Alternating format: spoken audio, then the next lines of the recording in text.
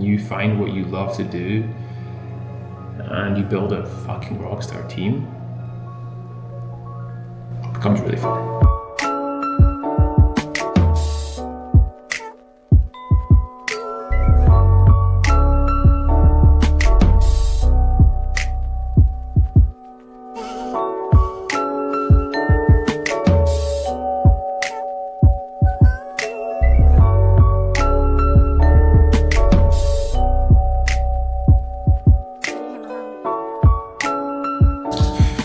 Early morning start for me.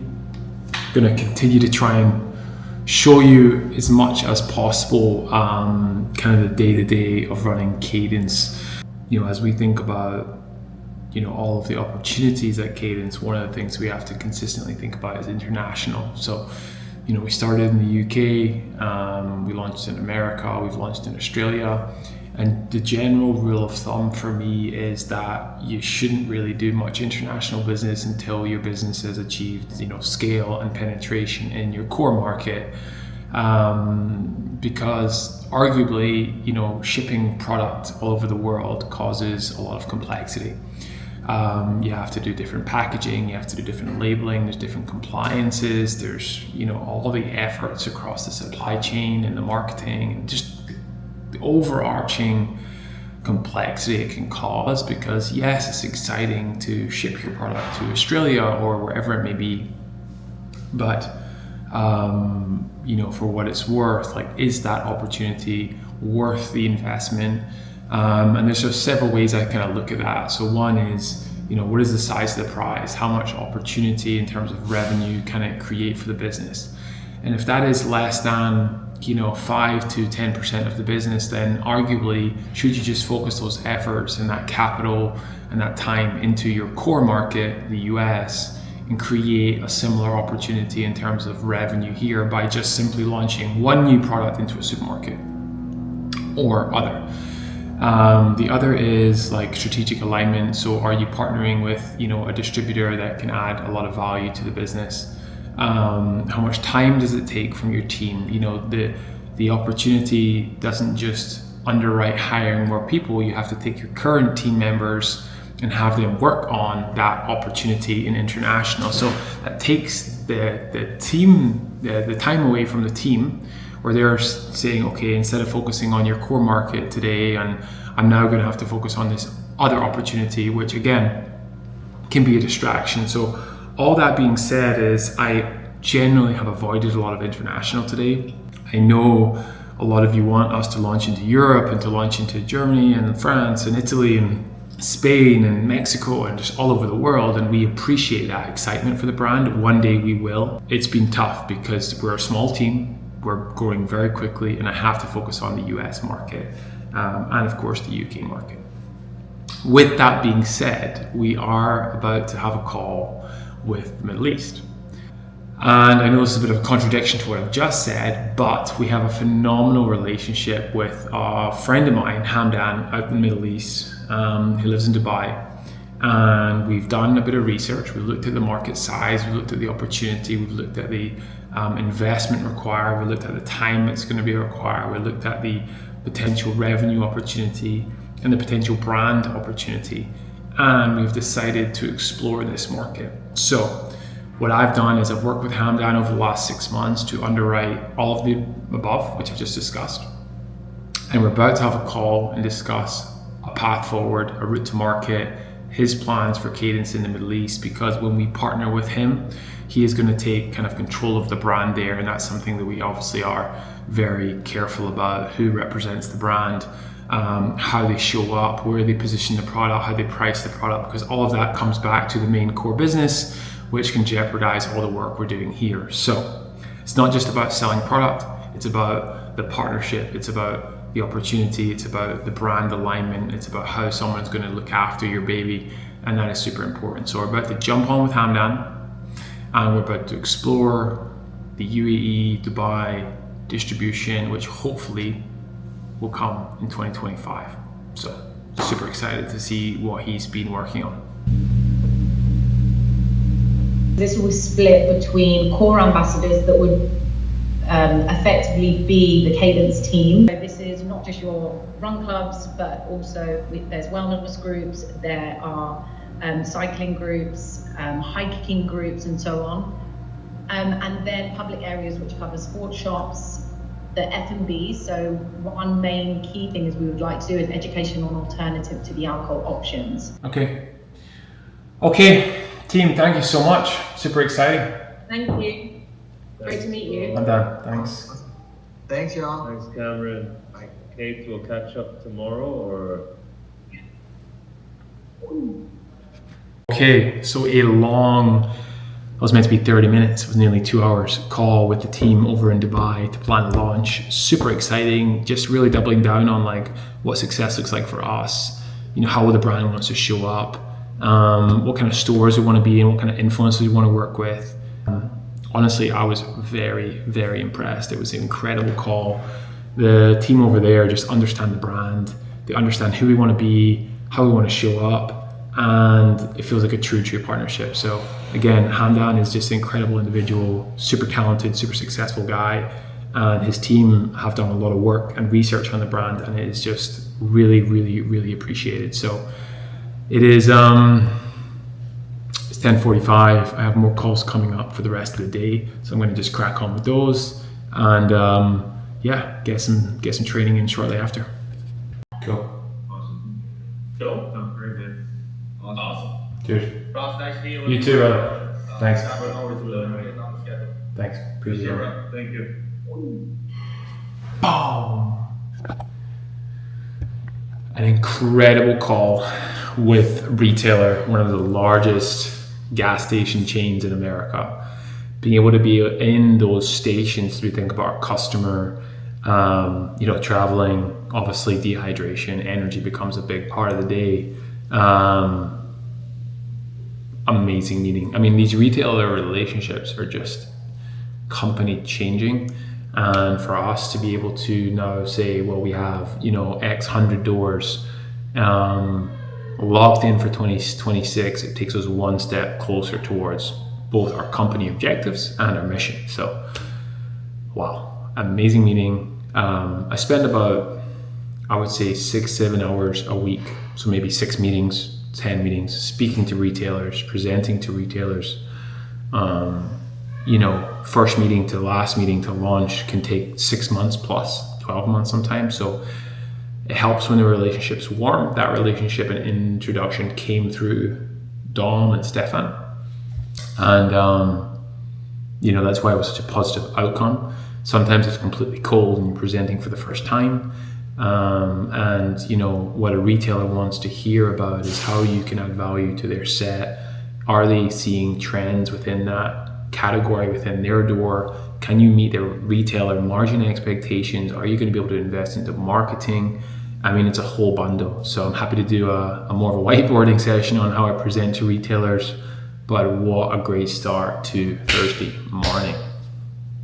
But like, Dom sales team are like, yeah, your fucking ops team are shit, what the fuck? And Dom's...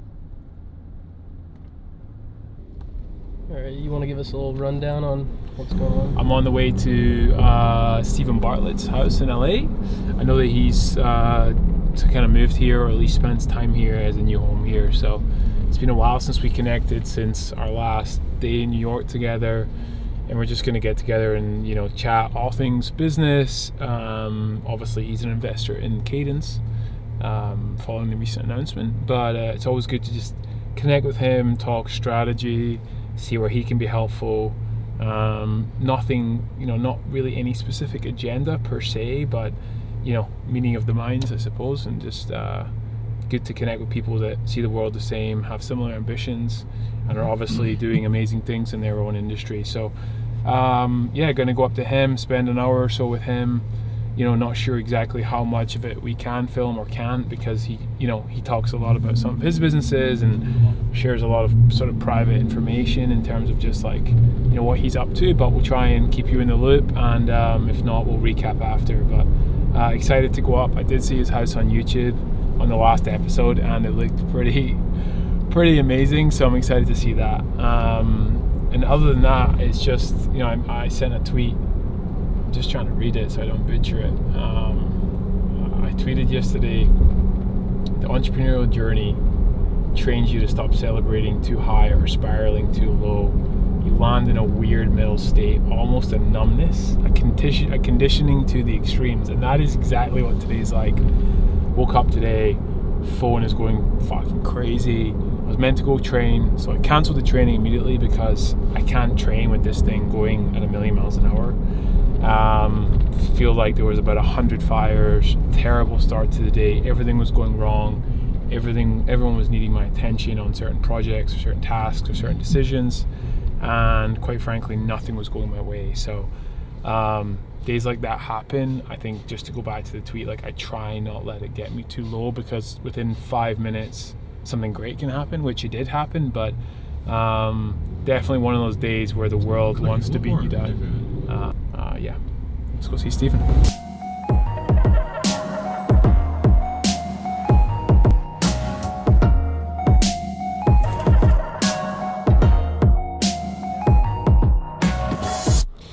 So we just left Stephen's house. What a crazy home that is. That's goals, right? Spent about a couple hours together. It's incredible to hear all the things he's up to. Sometimes I think I move quick, but this guy is on another level, honestly. But just getting him up to speed on the business, seeing how he can be helpful, and just getting him, kind of tuned into what we're building here, and all the products, all the innovation, all the launches, and again, just hearing the things he's up to across his different businesses is incredible. So good to connect with him. He's spending a lot more time here, so hopefully we'll get a session in, or whatever it may be. Like I said, you are kind of who you are, who you spend your time with, and he's not a bad person to spend time with. So hopefully me and the wife can go up and get a good dinner soon. I want him to meet Anna. I've talked a lot about her. So other than that, yeah, it's like nearly 4 o'clock. I have a ritual, pretty much non-negotiable, that I take my daughter to the park every day at 4. It's tough, because you leave a meeting like that and you're like wired on work, and then you have to turn off, leave that at the door, go be a dad and be a husband. And that's something that, like, I'm definitely juggling with. Definitely trying to be better at it, because I'm so wired to be on, phone, emails. I'm always available. People are calling me, texting me, whatever it may be. I'm putting out fires, I'm doing stuff. And then you gotta be a dad. You gotta be like watching your daughter climb on a swing, or play basketball, or be nice to your wife. And not saying these things are hard, but it takes a bit of a switch, and I'm learning how to develop that switch and build that switch, because it's not just me anymore. So that's what I'm planning on doing now. So I'm kind of done for today. Take my daughter to the park, eat some food, train, and then work for a few more hours. So yeah, great day so far, even though it's been a stressful one. Happy Saturday. It's like 12:30 on a Saturday. I am about to work out with my wife. First thing on a Saturday morning, I do what I call dad hours, which is essentially before my daughter wakes up, which is about 7 a.m. every day. I get my workout in. The workout is normally around 2 hours. So anywhere between 4 to 5 I start, probably at the latest 5. Normally around 4:30, and I get my workout in, I get my coffee in, I get my shower in, my ice bath, and then I am set for the day. So by the time 7 comes around, I can pick up my daughter. I can, just participate in being a dad, because Monday to Friday I am a little bit less available because of obviously work. So anyway, it's 12:30. No, it's about 12. She's gone down for her nap. None of you probably care about this, but if you are a new dad, you understand there's like these gaps in your day where you get to do stuff for yourself. And this is where my second workout of the weekend, of the day, comes to fruition. So I'm in the home gym, and I'm gonna get a workout with my wife. She is back into training and enjoying it. So we're gonna, the second one for me is not that intense. So being able to motivate her and train with her is super important for me. Because I know what it's like to have good training partners. So I'm gonna have a little workout, a little bit of running, a little bit of floor work, a little bit of strength work in the gym, a little update on the home gym. Of course, fridge is here, treadmill, got this beautiful bike, but again, just this secret weapon, this Stairmaster Again, this was gifted by Stepper, and they are an incredible business. This machine, low key, incredible. I'll do like 5 minutes slow, 2 minutes fast, 5 minutes slow, 2 minutes fast, and just hit that for like 45 minutes. And honestly, it's one of the craziest workouts. So today on the agenda, we're basically going to split up like 6 or 7 miles. You go, I go. Partner one will run for like, I want to say anywhere between like 0.5 to a mile, while partner B is doing some floor work, and we'll just rotate that for like 45 minutes. So excited. What else was I going to say? Oh yeah, one thing that came in the post for my Ironman training was this.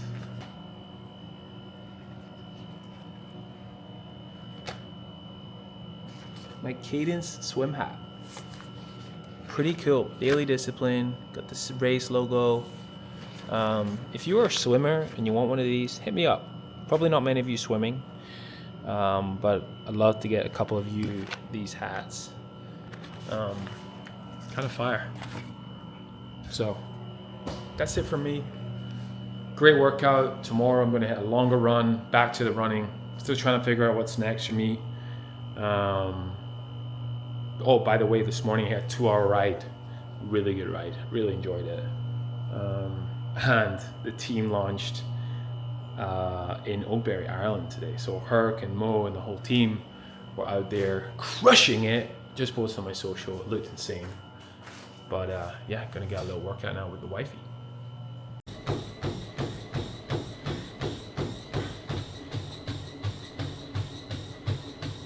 Exciting announcement. Anna's going to run the Brooklyn Half. What date is it? March 15th. I feel like one of these, I just want to make a point. I did not push her into this. So if whoever thinks like I'm pressuring, people like my family are like, just because you're running, doesn't mean Anna has to in run. the background doing, send help. She's doing her own run. She's going to do a half. I think a marathon just requires like too much time and too much training, which doesn't have as a founder and mother and wife and other goals in her life. But you excited? Day 1 of training block, 16 weeks. I'm really excited. I felt like I needed a goal towards something. I'm still not fully sure what that is, but I felt like since I've been running a little bit more this year, I decided to sign up for a half a marathon. Half a marathon. Yeah. Fueled by Cadence. Gonna kit her out in some limited Cadence apparel. And I've done my run. She's about to start. What do you got? 10-mile tempo? I've just done a 1 miler. Oh, wow. Charlie. What do you do? Also, by the way, Charlie is my coach. Charlie Lawrence. Charlie Lawrence is my coach. How funny is that? As in, he is top tier, and the fact that he takes his time to coach me is quite, I find, hilarious. But yeah, he's my coach, and he sent me my program for today, and it's a 1 miler. So yeah. Volume. Start. Yeah, Volume. we talked about, we were on You don't need that jumper. I'm excited. It's roasting. No, I know. But we talked about just me getting comfortable running. So I don't have much time. I think I'm able to commit 4 times a week. And he said that should be enough. Yep. But it's all about the next couple of weeks. It's just all about even if I can get 1 mile out or 2, you know, it's not about like doing longer runs, just like getting comfortable on my feet and being able to just run. I haven't really run in a very long time. I was injured, so I'm just getting into it slowly, but I'm excited. All right. Have fun. Thank you. I'm not wearing the right shoes for this one. Oh, why are you wearing those? Because I want to wear white sneakers. But these are the only white sneakers downstairs. No, wear your proper shoes. Wear your Asics. Don't wear those. Those are trail running shoes. I know. Happy Sunday. Happy Sunday. You're going to see new buzz cut. Pretty short. Shortest I've ever had it. But money from Gunner too. Hey Gunner. Hey Gunner boy. Haha. Anyway, Sunday morning. Different day for me. I'm about to leave to the airport. I had an opportunity very last minute to go and meet the biggest American retailer, Walmart. We know them well. We've done business with them in the past through Daring, and I've met them actually before for Cadence. We were going to launch, we didn't launch, we can talk a little bit about why we decided to kind of mutually postpone that. But sent them an email on Friday, kind of thinking through updates for the business, kind of how I would see an opportunity for Cadence and Walmart to work together, and they requested a meeting on Monday morning. So they have the most incredible office in Arkansas, which is about 3.5 hours away from LA. And the only way to get there, because it's one flight a day, is to leave today, Sunday, to be there for tonight to get my morning meeting. So I'm gonna take you on the journey and show you kind of how I travel to these meetings. I don't know how much of the meeting I'll be able to show, but I'll definitely bring you along. It is 9 a.m. It's 8 a.m. My flight's at 10. I have not trained this morning. I wanted to prioritize just spending time with my family, take my dog for a walk, and I packed. So I'm all packed up. I got my trainers, I've got an outfit for tomorrow, I got my supplements. All right, time to go. We're all packed. Yeah, we're all packed. Time to go. And breathe normally. Put on your mask before helping others. Oxygen.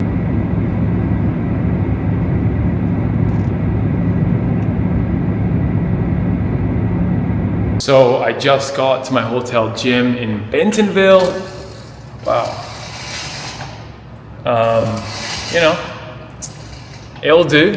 Got a treadmill. What do we got? We got a treadmill. That's all we really need today. We got a bit of weights, got a pull-up bar, and yeah, I think really need to get back into my strength training. I've not been strength training enough, but yeah, just gonna get on the treadmill, hit a little run. Who knows what I'm gonna do? Honestly, I'm just gonna run for time. If I run an hour, if I run 2 hours, hell, if I run 4 hours, let's see. But yeah, just gonna get to it.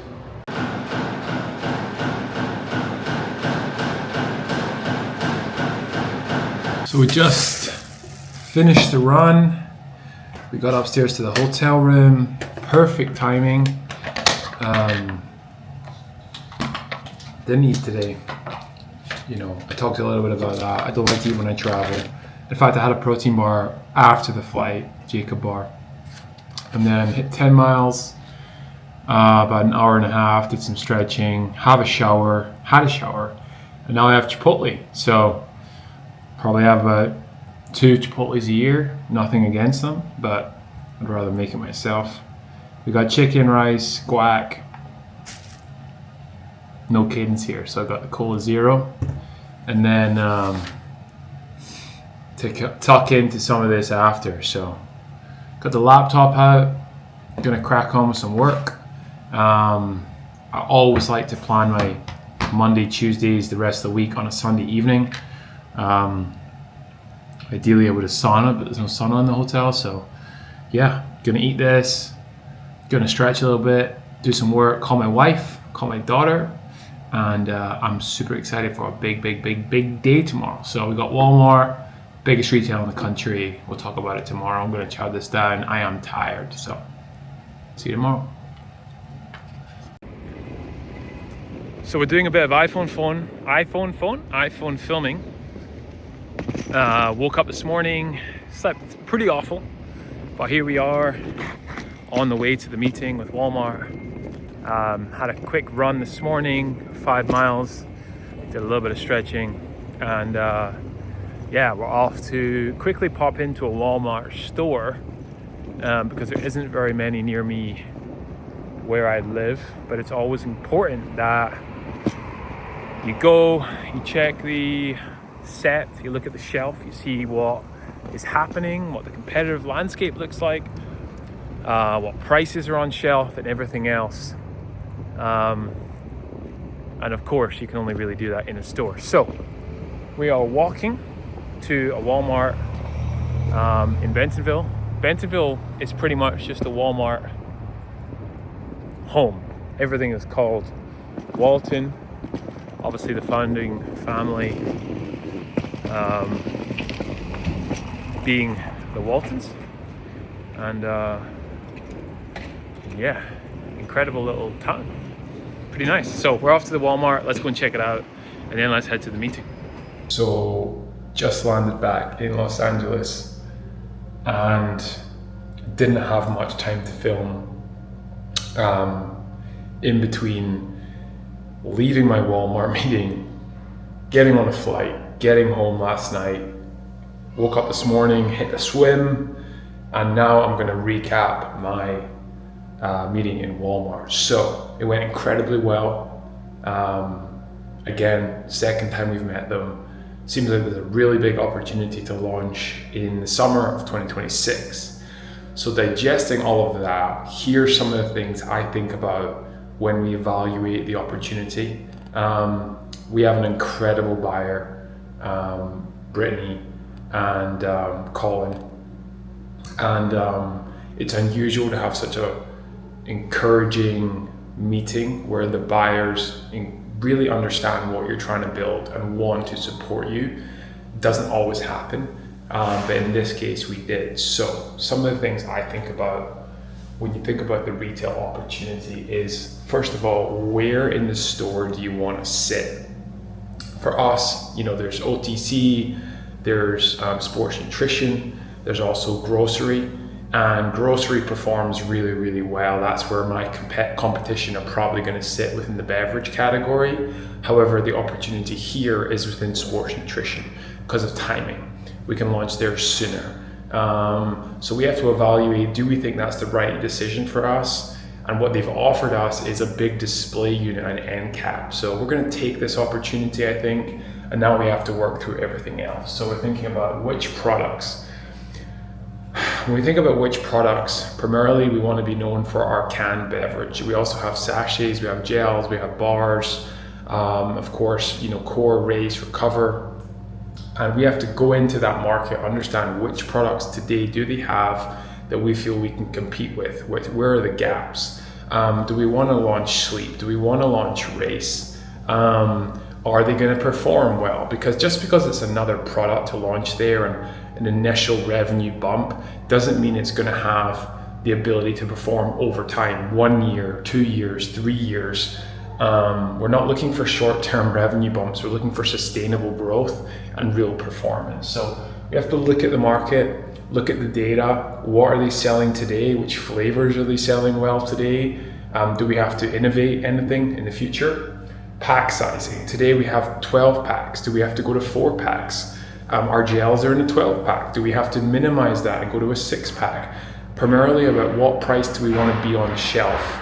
So bringing down pack sizing will ultimately bring down retail price and therefore might have a higher chance of performing better in a Walmart. Then on pricing, can we support the margin our company needs to be, profitable in Walmart? So if we want to be, $9 on shelf, can we support that from a unit economic perspective? So calling our manufacturers, renegotiating terms, making sure we have the pricing we need within the company. And then timing. This is a July launch. It's November now. It sounds like a lot of time, but we got to go make a lot of product. We got to pack a lot of product. We got to ship a lot of product. We got to make designs. We got a lot to do. So the team right now, we're about to jump on a call and recap all of this. And then lastly, retail support. Most important thing here. Once we get in, do we have the right promotional period? Do we have the right marketing strategy? Are we working cross-functionally to support driving awareness to this retailer once we launch? So we pretty much have 6 months to launch. I'm going to keep you up to date on all the things that we do between now and launching. But these are some of the things we're going to cover off today.